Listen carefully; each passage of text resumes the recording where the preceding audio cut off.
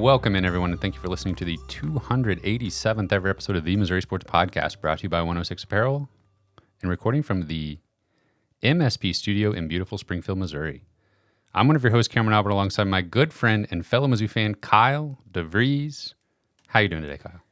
I'm doing great, Cameron. How are you doing today? I'm doing well. We're going to hopefully wrap up recording here in time to watch Mizzou basketball. Are you getting excited about that, or last game of the season? Dare I say, hopefully? Well, no, we want them to win now. Yeah, we want them to run through, make the NCAA tournament. Yeah, March miracle. Yeah, it would be beyond a miracle. Yeah, we'll get to that later. Although I did want to ask you about something that it's a little bit closer to home.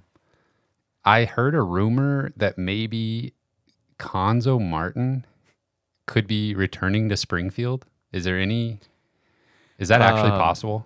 Well, let me give some context here to the listeners. You're referencing the Missouri State basketball job has opened. They fired their coach. Mm-hmm. And you're talking about a reunion for Konzo Martin. I think that seems very, very unlikely, and I don't see that happening.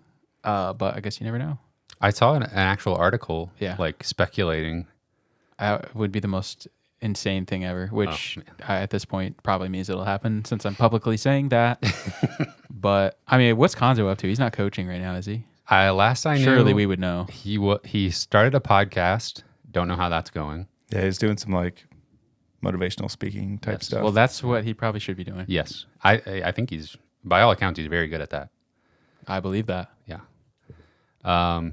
I would be absolutely shocked if he got back into coaching, especially at Missouri State. Yeah. Yeah, it would take special circumstances for it to make sense, in my opinion, for him to even consider it. I have heard their top target is, I think his name's Ben McCollum at Northwest Missouri State. Yeah, yeah.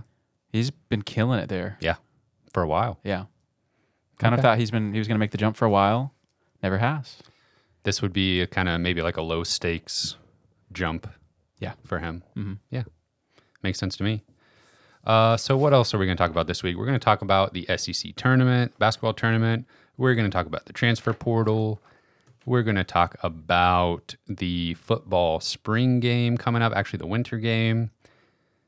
And before we do all of that, don't forget to subscribe on YouTube, leave us a review wherever you listen to us, and of course you can support us on Patreon, patreon.com/Missouri Sports Pod.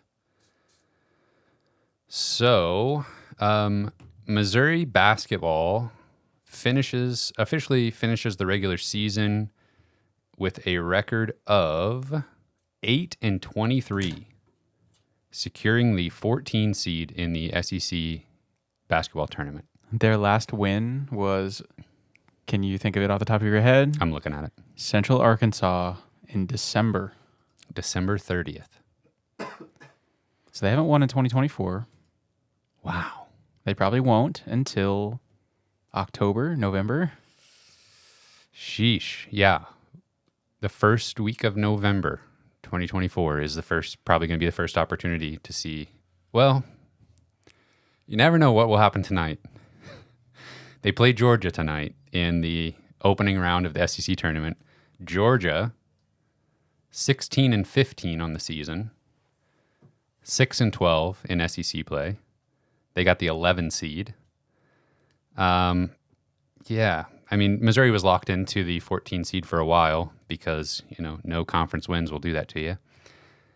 And I don't know. It's like at this point, if they would have beat LSU on the road, I would have been maybe a little bit disappointed. For the only win, you miss the historic no-win conference season by winning a meaningless road game. Yeah. You're not even going to do it. Yeah. But we didn't have to worry about that. Yeah, I mean, it's almost something like, well, now I just want this season to be memorable. It's been horrible. Yeah. I've never been so disconnected from college basketball in general. I've just been I don't even want to watch college basketball. This season's going so bad. Yeah, we're going to have good insight for the SEC tournament. Yeah, exactly. And it's, I mean, we have watched some, unfortunately, but I don't know where I was going with that. You've never been more disconnected. So, the history of... Yes. Yeah. I would probably have no reason to remember this season if we'd won a game or two. Yeah. But no, we'll remember it now for sure. Yeah, I watched. It's in the history books. I watched all the way till the end. I just wanted to be witnessing history. 0-18 in SEC play. Truly remarkable. According to KenPom, you have to be the most unlucky team in the country to pull something like that off. Mm-hmm. Of course, against LSU, Sean East scored 26 points. That's what he does. 7th game in a row, scoring 20 plus, I believe, to finish the season. Maybe he will continue that. Nick Honor against LSU, 2 for 10 from 3. Keep shooting, buddy. Let's take a look at Georgia real quick. Of course, we'll already know what happens by the time most people are listening to this, but Georgia 93rd in KenPom, so top 100 team. Resume building win potentially for Missouri. If Missouri were to beat Georgia, resume building, is that what you said? Yes. Resume for getting that next big job. Next big job. The job of playing in what's like the lowest postseason tournament? There's a tournament called the CBI. CBI. Oh, yeah. If Missouri wins, they'll play Florida. If they were to beat Florida, they would play Alabama. I don't think we're going to get that far. Missouri could beat Georgia. Don't you think? It's possible. On the other side of the bracket, actually right now, Vanderbilt and Arkansas are playing. Producer Cameron, if you felt like giving us an update on Vanderbilt, Arkansas at any point, go for it. Can do. The all SEC teams were released by the coaches. No Missouri Tigers on first or second team. Do you think Sean East was snubbed? Maybe a little bit. But I'm sorry, I just don't care. Can't argue that much. Yeah. 17 points per game, and it's pretty good. It's kind of unfair. In my opinion, it's a little bit unfair of the coaches in the SEC to constantly, like every press conference, every Mizzou opponent will go, oh, Sean East, he's one of the best players in the conference. And then the coaches have the opportunity to follow that up with voting him first or second team all SEC, and they choose not to. Yeah, I'm sure it's what else are you going to say about Missouri in those press conferences? Yeah, gotta find something to compliment them on. Same as the announcers. Yep. So yeah, the upside is if they lose to Georgia tonight, it's officially transfer portal season. Yeah, and what we've been seeing from mid-major teams that are bounced out of their conference tournaments is like the night that they lose, there's announcements being made that guys are hitting the portal. So that could be in short order for some Mizzou players. I also wanted to mention, talking about transfer portal, that Michigan plays tonight as well in the play-in round of the Big Ten tournament. So if they lose, then maybe, we're just now waiting for portal announcements. That's what we're doing here. Never been salivating for transfer announcements. I was looking at Michigan, by the way. Do you know who started one game for Michigan this year as a grad transfer? Played in several, but had one start. Who plays for Michigan as a grad transfer this year that's a name from the past? Do they formerly play at Mizzou or something? Or maybe something like that? Oh, man. I have no idea. Trey Jackson. Oh, I totally knew that at some point before when I still cared. Yeah. I knew that. Yeah, he played for Michigan this year. Probably not very good. No, they also only won 8 games this year. I remember hearing that he transferred from Seton Hall to Michigan, and I'm like, wow. Yeah. Seems like a pretty good move for him. It feels like he eventually got back to probably where he always wanted to go. That's true. Yeah. It feels like forever ago that he I still can envision him like getting a block shot at one end and then finishing a dunk at the other end. And that was basically his entire Mizzou career. And that was probably the highlight that he showed to all the schools. That's how he went to Michigan. He showed them that play. Yeah. And yeah, weirdly, like Missouri played Seton Hall this year. Yeah. But he was already gone. So yeah, we're looking for a Taurus Reed announcement. That would be nice. But we also got an announcement in the transfer portal that we were expecting and is exciting. We talked about him last week, but Javon Porter officially in the transfer portal after Lorenzo Romar was fired as the head coach at Pepperdine. Several Pepperdine players already entering the portal. But they actually won their first game of the conference tournament by like 60 points, right? That was them? Yeah. Like the day after he got fired, they played and won by like 60. I couldn't remember at first if they won or lost, but I knew they were involved, but I think they did win. Yeah, let me look that up. They beat Pacific 102-43. At one point, I'm pretty sure I saw the score was like 38-2 in that game. Pacific. What's Pacific doing, man? Pacific is winning. They're going 6-26 this year. 0-16 in the West Coast Conference. Wow, imagine. Yeah. They are 358th in KenPom. That's down there. That's like bottom 5. What are they ranking unluckiness though? they're probably pretty well. Yeah, 358, and yeah, they're probably average luck, honestly. So now I've seen some people on Twitter, and I'm putting too much stock into it, but if this is a real feeling in the Mizzou fan base, we got to knock it off. There's no reason to get negative about the idea of Javon Porter coming to Mizzou. Like, I just see some stuff like, oh, that's just what we need, another Porter brother to come get hurt and not actually play. Wow. Yeah. I haven't seen that. Yeah. It's a hot take, maybe. That's, that seems a little silly to me. What I'm looking at is this past week in the NBA, MPJ and Jonte played against each other. Yeah. Did a jersey swap. Really cool. Very wholesome moment. And you mentioned you think you saw he's going to like explore the draft process or, the preliminary. I did think I see that. I think I did see that where, he's probably at that point where his numbers were good enough to get the attention of the NBA. He's more Jonte than MPJ, I would say, like probably not as explosive, but at 6'11", he can shoot threes and, he can really operate well anywhere on the court. Like that's obviously attractive to the NBA.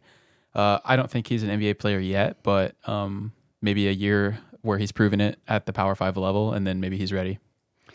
Yeah, I mean that's Mizzou. Exactly. That's the vision I'm selling myself anyway. That's the narrative I'm building in my own head. Makes sense to me. Like he did what he had to do at the lower level and put up the numbers.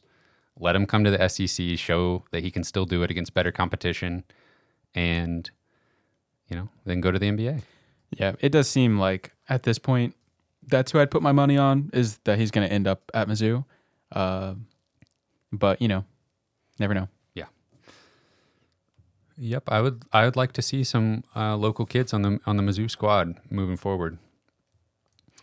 Let me get your prediction for the SEC tournament though. Who's going to win the whole thing? I'll say Kentucky. They've been kind of hot lately. Yeah. They've been scoring a lot of points, going like triple digits multiple times in the last few weeks. Yeah, it's such a. I mean, just I'm reflecting a little bit more on the whole season now at this point, but it's such a frustrating thing to see the SEC be this good. I know, and Mizzou just not be a part of it. It's so frustrating. It's very weird because you look at how many teams might end up in the NCAA tournament from the SEC and at the very top too. Yeah, you probably win like 6 SEC games. And you're probably on the bubble. Seriously. I don't know. I think I saw some clips of it was against Minnesota where it was like kind of came down to the end. Yeah. Or like back in November, December. That seems like a huge win at the time. Yeah. And the caption on Twitter that I saw showing the final 30 seconds of that game was Missouri went 5-20. Missouri has gone 5-20 since this game.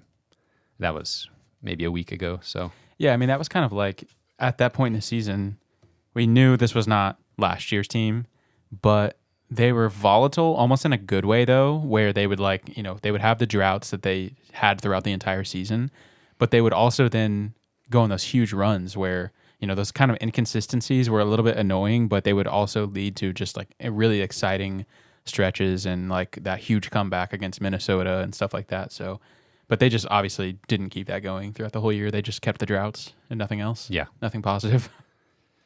Yeah. And like unluckiness aside, I mean, we've got an overtime loss at home against South Carolina and so many games where it's like, yeah, they were in it, but it wasn't actually a close game at the end. That was such a weird phenomenon. There were so few games that I felt like emotionally invested in because it was like, we're not winning. Yeah. With like 10 minutes left in the game, it's over. Yeah. So like to go back and be like, okay, if we're a little more lucky, sometimes I like to go back and just flip some results and be like, okay, what could this team have been if things clicked a little bit better? I don't know. Still, you're not winning more than 5 games, it looks like, in conference play. Ugh. Really bizarre year. Yeah. We're ready to turn the page. I mean, we could keep talking about it, but we sure could. So you've got Kentucky winning the SEC tournament. Over Tennessee, yeah. Okay. Yeah, the big upset, the 2 seed over the 1 seed. Yeah, I'd like to see Kentucky, Alabama in the semifinal. That'd be a good game. I'm going to go, I think Auburn gets it done. Okay. That's my prediction. I'm not going to give you much analysis on it. I think, here's my analysis. Janai Broome. He's good. Best player in the SEC. He might be. He carries them. That's what I'm going to say. Okay. Let's move on to football.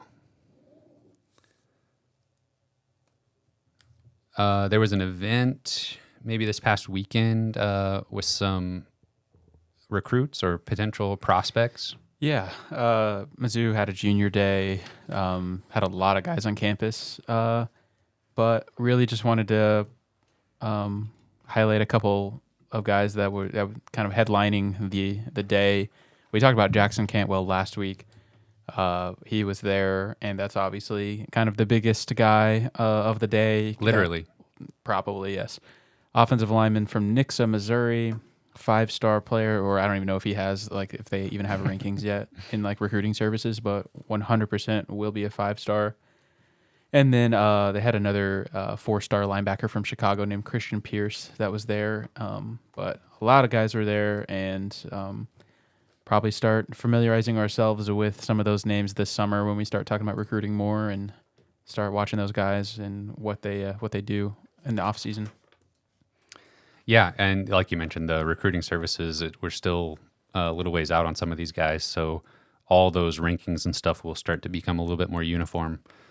But yeah, it's kind of crazy that, I don't know, it's still like a long ways away for Cantwell, but I'm just like, I'm ready to get those juicy commits. Oh yeah, I'm ready for those commitment announcements. Mm-hmm. We got one though, actually. So we got a transfer commit in the form of former Notre Dame and Arizona State quarterback Drew Pine, which kind of came out of left field. Yeah, it really did. With like Sam Horn needing surgery and going to be out the whole season, it was kind of like, okay, well, we're going to need some sort of like stable backup to Brady Cook here. Yeah. And that's what we got, I think.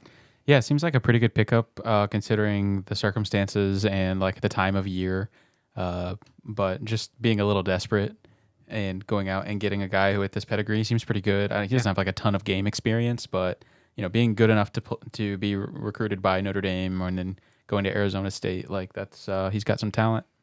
Yeah, so he basically only has one season where he got a lot of use, and in 2022 at Notre Dame, he led them in the games that he played. They went 8-2, and he threw for over 2,000 yards, 22 touchdowns, 6 interceptions, 65% completion percentage. So, I mean, yeah, playing for Notre Dame, doing that. I saw some chatter about like Notre Dame won those games despite him, and he was kind of able to have decent numbers because it's Notre Dame and you don't need to do a whole lot to look okay there. And obviously Notre Dame didn't feel like they needed to hold on to him. They were ready to move on to a different quarterback. So, yeah, I mean, that explains how he ends up taking the backup job at Mizzou. Yeah. But an interesting wrinkle with him is he somehow has 3 years of eligibility remaining. And he actually gave an interview where he was talking about like understanding that the plan is for him to back up Brady Cook this year. But then he very plainly said he expects to, at this point, he expects to be in the mix for a starting job in the future. That's wild. Yeah. Yeah, I mean, I think it's probably not a great thing if he's winning the job next year, but I think he's a really solid backup. And yeah, I don't know how long he'll be at Missouri if he doesn't win the starting job, but for this season alone, that's a really good quality backup, I would say. And definitely not like a big arm guy, but good like touch passes, finesse. Definitely can put the ball where he wants it to go. Yeah, I don't think like if you have Brady Cook as the starter and Sam Horn as the clear number 2, then there's actually, obviously there's going to be like, if something happened where Sam Horn had to come into a game, there would be a little bit of excitement around it. That's probably not going to be the case anymore. No. But I still feel like, I mean, this is a better situation than when Jack Abraham was the backup. Oh, for sure. Yeah, that was never going to work. So, yeah, this feels like a step up from that, but not quite how we would feel if the backup was Sam Horn, even though he's still very much a question mark. The 3 years of eligibility thing is very interesting considering his first year at Notre Dame was 2020. Yeah, well, what did you say to me earlier? He's thrown a pass in 3 different seasons. Yes, at Notre Dame and a 4th at Arizona State. And still has 3 years of eligibility. Yeah. Yeah, COVID really messed everything up. Like every time I think that we're like past the messiest part of all that, then something like this happens. No, here's this 27-year-old who has, his entire career ahead of him. Exactly. Like, how long was COVID? How many seasons did that account for? And I don't know, like, and there was a time there where like the NCAA was just granting anything that came across their desk. Mm-hmm. So it was like, I don't even know the reality of the situation here, but you have your COVID year and then like a regular red shirt and then maybe a medical red shirt on top of that or something. I think sometimes if you just say to the NCAA, hey, can I just get another year? There was a time there where they were just like, yeah, sure. Yeah, whatever, man. Yeah. So, yeah, somehow, some way, he has a lot of eligibility remaining. Will we see him leading the offensive second unit in the winter game? I don't think so. I think he's enrolling in the summer. Oh, well. I don't know who's even going to be playing quarterback. Let's see. Brady Cook will be playing, and then... Yes. Is Aiden Glover, is he a spring enrollee? Yeah, I think so. Tommy Locke? Is Tommy Locke QB2 right now? Potentially. Let me look. Who else could it be? Tommy Locke surgery? It's going to be one of those two. Yeah. So, yeah. Exciting stuff. Spring game coming right up. Last year, it was closed door practice basically because of weather. Yeah, I think it was like too cold or rainy or something, which is, I guess, what you get for doing it this early. Yeah, I guess. So I guess what we expect to see is maybe like the first string offense versus second string defense, and then vice versa. I know in the past too, they've done like, I'm expecting to like watch a scrimmage, and it's like just literal drills. Yeah. So I don't know what the format is this year, but I think it's supposed to be more of an actual scrimmage. They've done like red zone, like they just do like a red zone scrimmage basically sometimes. So I don't know. I'll take whatever we can get at this point. Mm-hmm. And so, yeah, I thought we could talk about like what we're going to be looking for in the spring game and maybe some position battles. I do have a correction to make based on something I said last week. We were talking about the offensive line, and then as soon as we ended our recording, I saw where Cameron Johnson had actually spoke to the media and had clarified a little bit that he will be playing left guard this upcoming season, which he explained is his more natural position where he played almost all of his snaps at Houston. And so he was happy to be moving back to left guard. Yeah, because that was kind of a thing last year was, he came to Missouri thinking that he was going to battle for the center position. Sounds like he honestly didn't really do very well in practices and stuff. Like Connor Tollison just like quickly and easily won the job, and then he played right guard and had some penalty issues and stuff early, but kind of ended up settling in. But I'm happy to see him go back to left guard because I think that he'll be really, really solid there. And then Reichert will probably play, or at least he will be battling for right guard. Right. So that's what another thing that Johnson talked about is, well, then who maybe fills that void at right guard? And he mentioned Logan Reichert. He also mentioned Mitchell Walters, Curtis Piegler, and Tristan Wilson. So basically, that's everybody else who might be contributing on the offensive line, basically. Yeah, and I feel like in the past they've under like Drinkwitz, they've talked about just like best five. I don't know if they'll still take that approach. I mean, it feels like at the Power 5 level, especially the NFL level, but in the SEC, I feel like there are very different players, like tackles and guards are very different builds, and I feel like you usually don't want like a prototypical tackle playing guard and vice versa, but so I don't know how they'll approach the guard position, but it seems like we would want Reichert to probably just win that job. That's what I was going to say. I feel like I think Tristan Wilson is a promising player too. I think he might have a chance to win the left guard spot after Cameron Johnson graduates. So maybe we'll learn a little bit more about that in the spring game. What other position battles or groups are you interested in? Yeah, I think there's two in particular, but I think I'm curious to see how running back goes. Not necessarily because it's a question mark personnel wise, but it just because it's somebody that's not Cody Schrader. Yeah. And so, we'll see Nate Noel. We'll see Marcus Carroll, who, I think they're kind of a nice little thunder and lightning duo there. Noel's probably going to be more the speed guy, the pass catcher. Carroll's definitely more of the ground and pound kind of guy. So I really don't think we'll see a dominant, share percentage or carry percentage like we saw from Schrader. I don't think we would want to see that in the season, but definitely in the spring game, it'll be fun to see both of those guys.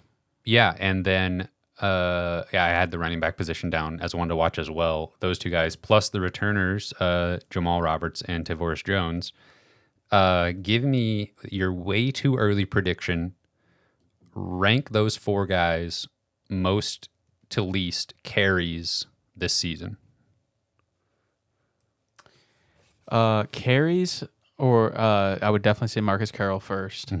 Noel second, probably. And I just don't really know after that. Like, I feel like Tavoris Jones, like, I don't know anything about him, like his personal life or how he feels about being at Mizzou or anything like that, but he's 100% on the trajectory of a guy who is going to see how he does in the spring, and if he's doesn't feel like he's at the top of the depth chart, he's probably going to look for other opportunities. Like, we're going to get a whole nother wave of guys transferring after the spring practices because they're kind of doing the winter workouts and stuff now, and they'll kind of get a clearer picture of where they stand in the depth chart after the spring. And so, I think Tavoris Jones is a guy with good pedigree, and he's talented and just hasn't got a shot. It's felt like forever, and he hasn't seen his time come. And if he still feels like that's not going to happen, then in which they clearly went out and got 2 transfers. Yeah. So it just doesn't look great for Tavoris Jones right now. So I'd probably just put Roberts third,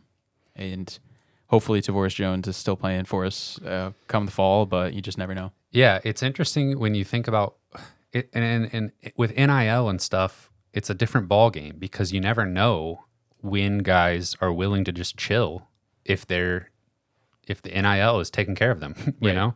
And it feels like Missouri has never had the luxury of, like Alabama does. Obviously, you can't compare yourself to Alabama, but those blue blood programs will have 4 running backs that are like 4 or 5-star guys that they recruited to come be the guy, and then they just let them figure it out. And it's not like what we're used to at Missouri is you've got 2 guys maybe battling for the job, and then you've got clearly backups that are not really in fans' minds competing for the starting job. And it's weird for Missouri for us to be sitting here looking at 4 guys that are potentially that type of player that would be seeing meaningful snaps in the SEC. There's still those guys like behind them that probably are non-factors, but that's what makes me think that Jones or Roberts maybe sees what's going on and exits. Yeah, and also they have true freshman K1 Lacey coming in, who honestly at this point I might say he has a better chance of seeing touches than Tavoris Jones, like just the way that things have gone. So that's just yet another name to factor into that room in the fall. Yep, and so now we'll see if any developments in the spring and summer sort of like change that trajectory of how things have gone so far. Yeah. So it'll be interesting to see those like third and really obviously want to see Carroll and Noel, but maybe who's getting the third who's the third guy up and in the running back room. The other one, which for a different reason, I feel like I want to see is the defensive tackles specifically.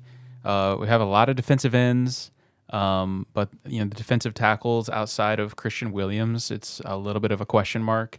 There's a lot of new names. There's a lot of guys who have been in the program for a couple of years and just haven't cracked the rotation yet. So just running through a few of these names, we've got Sterling Webb, who is a transfer that we got a few months ago, who is definitely a defensive tackle, and I more so than an end. Like he'll definitely be playing tackle, and I think he has a pretty good chance to start potentially alongside Christian Williams. But we've also got kind of names that maybe you haven't thought of in a while, Marquise Graciel and Jalen Marshall. And then even I wrote down Kyron Montgomery. I'm not sure even which position he's playing at this point because I think he came in as a defensive end. And I think at first they were wanting him to put on some weight to maybe play tackle. But then he tore his ACL, and so we just haven't heard from him in a while. But if he was in shape to play tackle, I think that's best case scenario. I also had written down Chris McClellan, the transfer from Florida. Yep. So, I would say McClellan and Webb probably are the 2 guys that are going to play the most outside of Christian Williams. And then maybe we can get some good snaps too from the younger guys. Yeah, I'm hoping that through the spring and summer, specifically talking about the defensive line, I would like to be in a position where we're not just oh man, we need Winery to get here. I don't feel like we'll be thinking that. I feel like there's enough guys here that will feel solid about who's starting on the defensive line across the board. But if things don't go too well, then I get nervous anytime we're thinking we need this freshman to come in and impact the game significantly. But I think we got enough guys here that won't necessarily happen. Vanderbilt and Arkansas are tied at 58 with 8 minutes in the second half. Wow. Let's go Vandy. Yeah. Vanderbilt, the only team lower than Missouri in the SEC in the net ranking. Oh, wow. So if they expanded the tournament field, Missouri would get in before Vanderbilt. Wow. Hey, that's got to count for something. Vanderbilt was up by 14 at the half. Sheesh. Ooh. So don't think about that part, though. Wow. Yep, go Vandy. Anything else spring game related? It's kind of nice, how many positions aren't up in the air too much. Especially, I'm thinking about the entire offensive side of the ball, just besides running back, which we dissected pretty well. Yeah. Yeah, it always feels weird, being well, where's so-and-so? Oh, he's gone. He graduated. It's kind of weird, feeling there's so many, beloved players that are just they've moved on to, whether they graduated or went pro or transferred or whatever. And so the spring game is always a little bit weird. Okay, here's the new squad. Yeah. And obviously, we'll get a few more transfers and, the freshmen will come in this summer and everything. But this is the nuts and the bolts of your team right here is the spring game. It's supposed to be better weather. Yes. this year. So I think I saw it's supposed to be like mid 60s and sunny in Columbia. fingers crossed. We've got an outdoor spring game, open to the fans, open to everyone. Actual scrimmage. Yeah, so we can really dissect everything. Another thing to note is who will be handling field goal kicking duties. Ooh. That's going to be the big one where it's like Go ahead. Go ahead. the first time somebody other than Harrison Mevis trots out there to kick a field goal, it's going to be weird. Yeah. Last year was the punt battle. That's right. I don't know if it's really going to be a battle this year, but coach will probably still say it will be. Yeah. Yeah, the punt battle. The Blake Craig era. It's beginning. Okay. Drew Lock to the Giants. Oh, yeah. Drew Lock to the Giants. Jordan Elliott to the 49ers. Yeah. Drew Lock. Some news we forgot. Not going to get a starting job, most likely. Hey, you can beat out Daniel Jones. Yeah, I Could mean, they might draft somebody too, though. Yeah. Didn't the Giants pay Jones a bunch? They did. Yeah. He's just awful, though. Yeah. I don't know how any of that works. Like, you give a bunch. The NFL is just constantly like giving people contracts and then cutting them like a week later. Yeah. So, yeah, I mean they shouldn't have done that, and I think everybody except the Giants knew that was a mistake to give Daniel Jones that much money. And then he had a terrible year, and so Drew Lock's got an opportunity. I guess so. There was a team. What was like the first? Minnesota. I was excited for that. There was like a little rumor that I saw on Twitter maybe of Drew Lock to Minnesota. Yeah. There was actually I saw literal tweets saying Drew Lock to Minnesota, and I thought it was real. That would have been exciting. That would have been awesome. Yeah. Then you're like walking right into competing for the starting job there. But as you say, maybe it'll happen. I also like the idea of Mizzou quarterbacks just like making a bunch of money and never having to actually play in games. That's a thing. They're good at that. Yeah. Long line of that. Right? At least they're in the NFL. Okay. Well, I think that is probably it. Anything else? Oh, I don't have my names ready. Special thank you to our Patreon supporters at the $10 level and above: Britt Treese, Brian Smith, Ryan Demore, Tristan, Ben Smith, Parker, Daddy JD, Tim Keens, Tyler Harsel, Brandon Groffalo, Brandon Hanks, Matthew Tilley, Luis Hernandez, and Joshua Jacobson. Thank you. Thank you very much, gentlemen. We love you. You can find this podcast on Spotify and Apple Podcasts. You can follow us on Twitter at Mizzou Sports Pod, and you can email us at MissouriSportsPod@gmail.com. You can find our t-shirts and stickers on our online shop, MissouriSportsPod.BigCartel.com. We thank everyone for listening. We will see you next week after a win.